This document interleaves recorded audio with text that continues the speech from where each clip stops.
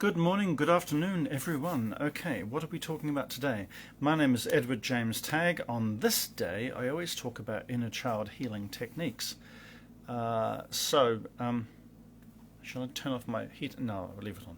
Anyway, so what can you learn from physical bodily ailments for inner child healing? You can learn a lot. And I asked Mother Mary, and I've been doing this lately, so she now dictates the topics that I talk about. And I asked her, what shall I give today? And so she directed me to Pam Ayres, The Necessary Aptitude, a memoir. Now, Pam Ayres is from where I'm from, Bristol. I think she's West Country Bristolian, used to be a poet, but she's a very, very good writer. Not a lot of people know that, but anyway, she is. And she directed me to page 135.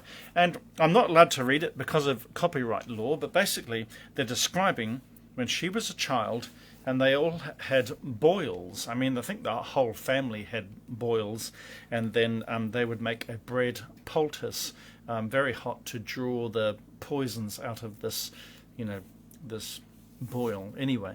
And then there was the fear that they might have to get lanced, and she was terrified of that idea, but it didn't have to. Anyway, the reason that I'm mentioning that is I want to make a comparison to years and years ago. People had very, very little self-awareness and consciousness about ailments, and to some degree, people still do, and they don't understand why. And so I'm going to say it from the outset. I've got no notes here, by the way, so it's going to be haphazard, but I'm pretty good at organising my brain and my thoughts. But from the outset, I'm going to say that ailments, or physical illnesses of all forms, are very, very important communication devices for your inner child. And I really, really want to qualify that because it's hugely important. Most people don't understand. I mean, really, really, really don't understand. Baby souls and young souls, itchy nose. Baby souls and young souls are virtually oblivious. If they're on the building site and they go bang, bang, bang, and they whack their thumb with the hammer, completely clueless. If someone's got cancer and they're in stage 3 and they don't know if they're going to live or die, and it's stomach cancer, they do not know. If someone gets COVID, some people just they don't understand why. And if you go to the hospital for some minor ailment, sorry, my nose is really itchy today. And they don't know why they're feeling emotional when they see the doctor, and they behave more sort of, pitiful than they normally do. Why do they do that? Why do people behave in a pitiful situation when themselves or their daughter that they take to the hospital is just, got a bit of a cut toe and it's not really painful, but they're just kind of milking it for all they can? Why do people do this? And it's hugely important to realize the reasons. Sorry, my nose is so itchy. Why do I get an itchy nose? Okay, right. Oh, just to rub my head. Okay, so it's really insane how itchy things get. I don't know why. Can't control it. Okay, right. Excuse me for that. So why do things happen? Now, spiritually, there's an old saying, everything happens for a reason. And I know why my nose is itchy. It's because of my heat pump. When you have a heat pump, it warms the air, and the air that flows through the air is full of dust particles, and that's what makes me sneeze. So let's turn off my heat pump with that button. There you go. We'll be better now. Okay. That'll be a lot better. So this is very, very, very, very, very important to understand this, why things happen. And if you're in the realm or the group of people who feels powerless and they're completely clueless, then that's unfortunate. But you don't have to be that way. You don't have to be like Pam Ayres in a family of children where everybody's got boils and it just happens and you suffer and you have no idea and you don't know why. So sorry about this. Yes, I forgot to turn off notifications today. I'm really, really disorganized. Apologies. I know that comes on YouTube is really, really loud, and I just turned it off. So everything's not going right this morning, but we're still carrying on. What really, really helped me is this book called You Can Heal Your Life by Louise Hay. And there was obviously an earlier version without the pretty artwork, and it's just really basic, and it's just like a rainbow on a white background, and I recommend you just get whatever version works for you. But what's miraculous or wonderful or amazing is at the back there's a medical glossary. Let's go to the first page so you can see it. And it describes every single condition. It's called The List. There you go, The List. Anyway, but I also found another book, and there are other books that do this. There are other books that are even more comprehensive than Louise Hay, and it just blew me away. So let's get back to that original premise, because it's really, really, really important. The inner child can't communicate through you. It can communicate in a number of different ways. You can get angry and you scratch the back of your head. Probably heard me tell you that before. If you sigh, that's your inner child feeling disappointed with you. And those are some of the basics, and the way you breathe, whether or not you... I've taught breathing before. But the body is far more complicated, and all those various different symptoms that Louise Hay is referring to is a direct access to how your inner child is feeling. And so this is huge. It's really, really huge, and it helps you with inner child healing. Excuse me, Susie. Oh dear. Sorry. Right. So I went to the hospital the other day because I dropped a concrete paving stone directly on the top of my instep, and actually did some mild nerve damage. So I went to the hospital, and I didn't know whether or not I was going to telephone my girlfriend and tell her I was going to hospital. And I did it at the last minute, and she asked me, well, why didn't you tell me you were going to hospital? And I said, well, I didn't want to inconvenience you. It's just really, really mild, and I tried to talk it down. But then I kind of did a meta-analysis on that when I got off the phone, and I thought, well, actually, you actually did want her to come along and show you some sympathy, and your inner child didn't want you to make it a big deal, but your adult ego didn't want to be a wuss and make a deal of it. So I realized there was two different dialogues within myself as I had feelings about going to the hospital for my injured foot. And then I realized that represented the in tune and not in tune aspects of me and my inner child and I. So that happens quite a lot. Now, loosely, that's called Munchausen's syndrome, or Munchausen's by proxy. Now, Munchausen's is when you go to the hospital or a doctor and you go boo, boo, boo, boo, boo, and you're milking it, and you want attention, and it's really the emotional stuff you want attending to. And then Munchausen's by proxy is where you don't have the illness, but your child does, and you take your child to the hospital. And then while they're there, as a woman or a man, you milk that and you say, oh, yeah, life's been so hard lately, not just for her sore foot, me as well, blah, blah, blah. And you're trying to get attention-seeking vicariously through your child. Munchausen's by proxy. So just think about that process really, really in depth, because I can guarantee most people are not self-aware at that level. They're not understanding why they get the illness or the ailment or the injury.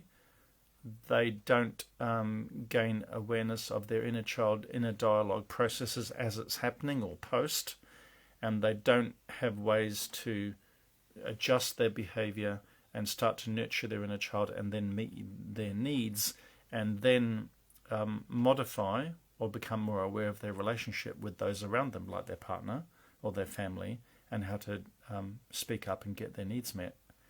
And then, so that's 4 different processes they're not aware of. So let's just go into some of the processes that Louise Hay's talk about. I'm not going to read from it for copyright law. I'm not allowed to. Apparently, it sort of like closes me down. I'll mention some of the obvious ones. I've got a mannequin here so you can actually see. If your problem is in the lower back area, lower back, the back symbolizes like a column, if you will, a column. And like of a building, you think of an architectural building like a Corinthian or a Doric capital on a column, a fluted column, that at the base, which is your base of your lower back, is where you feel supported. And people often who have lower back problems often have a problem with money and support. That usually and so some people will take it to the first level and say, okay, well, I'm having money issues right now, but then they don't take it to level 2 and they say, oh, I'm having difficulties asking my boss for a rise, or I think I might get made redundant this month, or my partner's not, giving me enough money to cover the alimony payments or whatever. And they might gain some awareness at that level, but they won't take it to the deeper level and say, this reminds me of my relationship with my father when my parents divorced when I was 5 and they weren't there, and I've felt guilty about that ever since, and I'm manifesting this lack of support in money, and the pain's directing into my lower back. So that's one example.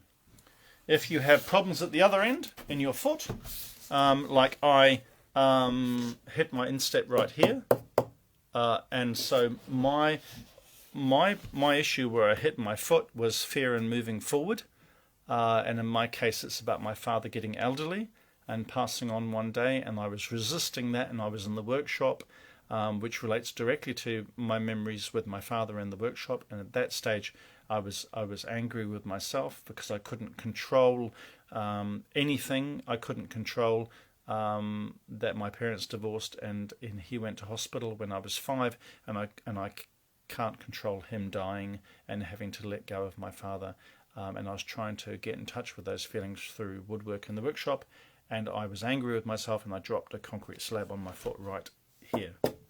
Some people say, or Louise Hay says, that if you've got problems with your knee here, that's about ego, about pride. I've never had knee problems, not really. I did have minor knee problems when I was doing Chen style Tai Chi, and Chen style Tai Chi requires very, very deep knee bends, and I was doing it in winter, inappropriately warmed up, and it was quite. So if you do Chen style Tai Chi, you're probably almost guaranteed to have knee trouble. If you have problems in the genital region, you might have shame around sex, and you think, well, okay, well, what does that relate to the inner child? Well, shame in the sexual area, like a UTI or whatever, is all around love, about feeling love in your sexual relationship with your partner. But ultimately that will also track back to your relationship with your parents and feeling valued and loved, and getting your needs met. So that's hugely important. What are the areas of the body? You've also got the shoulder.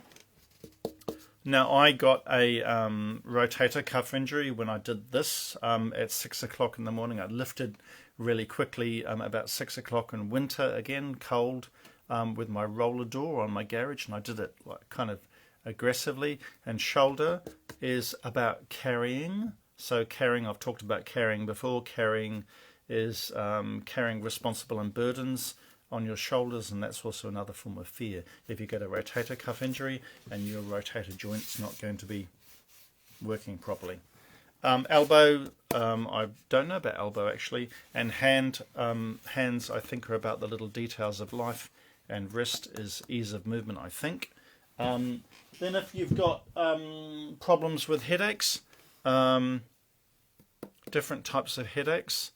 Now the other thing to be aware of, excuse our use of our model, is that when you're becoming more aware with your inner child's emotional pain, you'll feel certain types of emotional pain in the face, or when you want to cry, you'll feel it in the back of the eyes, sort of back here, and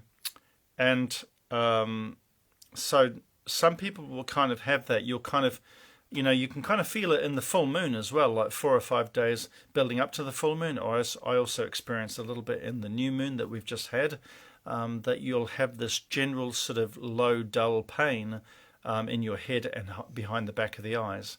Now make sure you're drinking lots of water so you're not confusing that with dehydration, which sometimes happen, and you get pains on the top of the head. But different pains in the face and the head relate to inner child pain, or lack of moving forward, or lack of hope. Particularly, some people, confuse. Well, in terms of depression. So if you're having depression, you're having this sort of this low, dull ache at the back of the eyes through here, and then even the eyes and the face, or this area which they call the mask. If you're a singer, an opera singer, they call that the mask. That whole area will be in a dull pain. And it'll get stronger as you want to cry and as you want to release your inner child's emotional feelings. And sometimes you'll be withheld and you hold that back and you won't allow yourself to release that. And when you release that, you feel a lot lighter. Different types of pain on the top of the head is very, very different from the back of the head, obviously. Some people get tension underneath this part of the jaw here. And different people give, facial massages that can help with those different areas. But generally, in terms of inner child healing, that's what we feel. We feel this desire to cry and this sort of dull ache or this pain that builds up behind the eyes in what was called the mask. And different levels of inner child awareness that will show up and get stronger and stronger and stronger until you release it, and then you just feel a lot lighter. So let's look at some other ailments that I'm actually going to open the book and look at some obvious ones that you may be aware of. I'm going to focus on the the obvious ones that a lot of people are aware of. Allergies are a problem for a lot of people. Says not denying your own power and what have you. Some people have problems with acne or skin and breakups. So I get this quite a lot. When I was doing a lot of psychic readings for clients, I noticed that people had eczema or psoriasis. That was literally like the skin is breaking out and eating at itself. It's an autoimmune disorder. So if you think of autoimmune diseases or disorders, that's the body attacking itself. Particularly with cancer, but with skin conditions like psoriasis or acne or eczema, basically the body is eating away itself, and that's usually anger. So if you've got a child and they're a teenager and they're quite suppressed by a parent who's sort of attacking them, or I've even known women that are going through really challenging divorces, and during that divorce, when their husband is driving them nuts, irritating them, the psoriasis or eczema gets a lot worse, and there is a condition called childhood eczema, where it's usually because of an authoritarian parent, so the anger can't be released and can't let out, so you literally attacking your own skin, and it's people can drive you crazy. I actually had an ex-girlfriend who didn't leave her abusive husband. The last time I saw her many years ago, she was very embarrassed and her face was blotchy and red and she was breaking out. A very, very attractive woman, and she had a lot of shame around this. And I just said to her, well, you still haven't left your abusive husband, have you? And she took pity on him because he actually had a stroke and he then couldn't care for himself, so there was this kind of push-pull. She pitied him, but she was angry at him, and at the same time it was quite sad and still very difficult as far as I know. I won't go through all of them because it's really, really long, and also I can't make reference to it quite a lot. Arthritic fingers. My mother had arthritis. I won't read from it. But arthritis, what does it say? I'll go to arthritis generally. Okay, so it says it's about not feeling loved or valued and criticized and feeling unloved, which is obviously really, really important. I've mentioned about lower back. The upper back and the middle back also represent certain different areas. So the upper back area where there's, if it relates to the heart area, that's to do with love. So A lot of people have problems with that, and people have problems with neck. This doesn't talk about itchy nose. No, I think it's just because I just come out of the bath and then I've got a heat pump on. The air gets dry, and just how it reacts. It talks about blood pressure, the brain, cancer. So cancer's a funny one. So sometimes cancer is just toxicity in your environment, like the sort of soap powder you use. But generally, generally cancer, particularly stomach cancer, is eating away. It's like a seething anger or a resentment, or and also around self-hatred. So I have met people that are emotionally perfect, inverted commas, but they still have cancer, and I try to track that down to some kind of chemical in their environment, and that's often the case. But I've always been a bit dubious about that, because I think it's karmically almost impossible to have cancer and to be free of any emotional karma that you haven't got to learn a life lesson. So there you go. I won't go through the whole book because it'll just take me too long. The book's really profound, very helpful. I've used it a lot. There's just too much to go through. But the thing that I wanted to... Yeah, it's really, really long, which is good. But the thing I really, really wanted to relay to people is the importance of relating your inner child to your physical ailment. And quite often what I've discovered, I even did it last night, I've had some tossling and tussling with my inner child lately around meeting my needs, meeting my own internal emotional needs. And I just, sometimes my inner child goes into a temper tantrum, particularly when I'm washing dishes, and I feel it building. And so that's usually when you're out of accord. And so I really want to draw to attention for people the fact that when you're out of integrity or out of accord with yourself, your inner child will purposely either throw a temper tantrum, or even when you're washing the dishes and you do it a little bit more angry than normal, or if you're in the workshop like me, I don't have bad injuries. Sometimes they're very minor, and actually because I'm a really quite highly self-aware, I can actually feel it happening as it's happening. Most people aren't. You know, they'll have this internal anger or this malaise inside, and then when the injury happens, they're just kind of shocked. But when you become more self-aware, you can actually feel your inner child building up. You know, and even when you're aware of that internal dialogue, you can almost hear the inner child feeling so frustrated with you that they're almost getting ready, and they're kind of saying to you, do I really have to create an illness to get your bloody attention, you know, listen to me or show me love or whatever. And when you're getting to that level, you're becoming a lot more advanced in your self-awareness, and I highly recommend that you find ways to do that. I'm an inner child therapist, and that's precisely what I do with my clients. I'm trying to get them to become aware. I don't believe really that there's any injury or illness or ailment that is not without some level of self-awareness gaining that you need to do. I could go on more about different areas of the body, and I don't want to. I want to keep it short and sweet. Apologies that my nose was itching. It's funny how I get out of the bath, and the combination of the heat pump and the cold and then the dry, it's just something that happens to me. Anyway, have a lovely day where you are. I know this is short and sweet. I didn't have notes, not highly organized. I just want to impress upon you the levels of awareness you can get with your inner child healing with physical ailments, and you can also become aware of the internal dialogue that your inner child's trying to have with you, and certain things in the face that will come up like pain or frustration or anger, and then the physical ailment or the injury, or proverbial building site, builder hitting himself on the thumb with a hammer and it going blue and throbbing. That's the very, very, very last stage in terms of awareness. If you can get it before that, you don't need to hit yourself with a hammer. Literally, you don't need to. And if you think of terms of big major conditions like cancer and heart disease, I knew a tax auditor or a tax officer.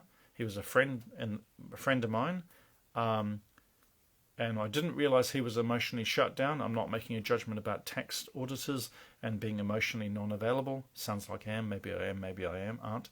But then I didn't speak to him for many years, and then I heard through his wife that he was in a wheelchair for the rest of his life, and he had MS, or one of those conditions where his autoimmune system shut down his nervous system, or ME, or whatever it was, and permanently in a wheelchair. So something was going on. Something, he was severely in denial, and his body had to communicate that to him through his inner child, because his inner child wasn't getting his needs met. So when you're talking about these huge life, tragic, disastrous ailments and illnesses that affect whole people's lives, and sometimes with the even irreversible, like MS or being in a wheelchair, or having a leg amputated, through cigarette smoking. Some people smoke cigarettes and then it affects their body, and they get blood clots, or they get gangrene in one leg, and they've got to have it amputated. And if you look at the inner child language that's going on, the smoking, the tactile through the lips, which is the way you take in nurturing, like breastfeeding, and smoking is that breastfeeding replacement. Still wants nurturing. Also obesity. When people, I notice even myself that when I'm feeling a little bit down, I'd love to go to the fridge and find a chocolate biscuit in there, or I used to work with mental disabilities with men in a home, and I noticed that they made lots of teas and coffees and lots of hot chocolate. And they would have up to about 20 hot chocolates during the day. Now, there was a number of different reasons. I mean, the staff were aware that they did it because they were bored, because they didn't have activities. And when you get bored, you would just go to the kitchen, you'll make yourself a hot chocolate. But the chocolatey kind of effect is also another form of nurturing. So if you're feeling sad or disillusioned, and you find yourself going to make a coffee or to make a hot chocolate frequently, that's another level of inner child lack of awareness. There's some lack of nurturing that you're giving yourself. Or if you're addicted to drama, some people watch Coronation Street in England. That's a soap opera. It's full of drama. So if you think of the proverbial person from the north of England, and no judgment to northerners, excuse me, if the person is obese, if they go to the fridge a lot to make themselves a hot chocolate, and if they watch lots of Coronation Street, and then they've got an illness, and then they haven't spoken to a parent because they're angry for many years, you've got a whole lot of symptoms going on with the inner child and lack of awareness. They want the lip contact. Could be chocolates, it could be cigarettes, it could be making yourself another hot chocolate in the 20 hot chocolates you made in that day. Haven't spoken to their parents for 20 years, so they're vicariously getting in touch with their emotions but not processing them fully by watching Coronation Street. So these are levels of awareness or lack of awareness with the inner child with physical ailments. This is just a little snippet, a little soup song of the process. If you want to know more, talk to me, or find an inner child therapist in your area. I'm very competent in this field. I understand it very, very well. Mother Mary was the one who channeled through me this morning, who wanted me to talk about this topic. I apologize for rubbing my nose like crazy. It's something that happens when I get out of the bath and the heat pumps on and there's dry air, and then it only lasts for a tiny bit, and then I'm fine. Okie dokie. Hope you have a lovely evening where you are in the UK, or afternoon in America, or daytime here in New Zealand, or morning on the west coast of Australia. I love you all. Please be aware that any physical ailment or injury, or hitting your thumb on the building site, or obesity or cancer, or even having your leg amputated through smoking or whatever, there are no mysteries. I believe everything has a reason, and everything has a solution, and there's a level of self-awareness in there that you could achieve, and it's all coming from your inner child. Guaranteed, virtually, totally guaranteed. So find out, discover that you don't have to be in ignorance. You don't have to suffer unnecessarily. I mean, my personal story, I won't go into it because I'm just right at the very end, but I had ballet injuries that were excruciating. I could tell you my story about having plantar fasciitis, walking around for 2.5 years with agonizing feet condition. And I was working in banking, and I hated banking in London, just hated it. And my inner child was so frustrated with me because I was doing something I hated, going to work, and literally my body closed down and shut down, and plantar fasciitis literally stopped me. I'd have to get out of bed, put my feet on a sheepskin rug just to adjust myself, and I would etch my bum down the stairs to get to work, and I'd be hobbling, in the London Underground. It was just crazy. And then the day that I gave up working in banking and the day that I chose to go into a self-employed wood carving career, I went to the British School of Osteopathy, and they said, you've been misdiagnosed. This is not, writer's arthritis or from a rheumatologist inaccurate diagnosis. And they said, you've just got plantar fasciitis, and they gave me some German blue rubber insoles. And the day that I left banking and moved into wood carving is that my agonizing plantar fasciitis healed in one day. 24 hours the next day, I was like 50% healed. After about 3 days, I was completely healed, and it was all because of banking and becoming a self-employed wood carver, and I was free. And my inner child was no longer frustrated with me and having to communicate this agony to stop me doing something that I hated. So you can see that as a personal story, how crazy it is. So yes, you can be free. You can find the answers. There are no accidents. There's no lack of awareness. There is only truth and knowledge. Love you all, and bye for now.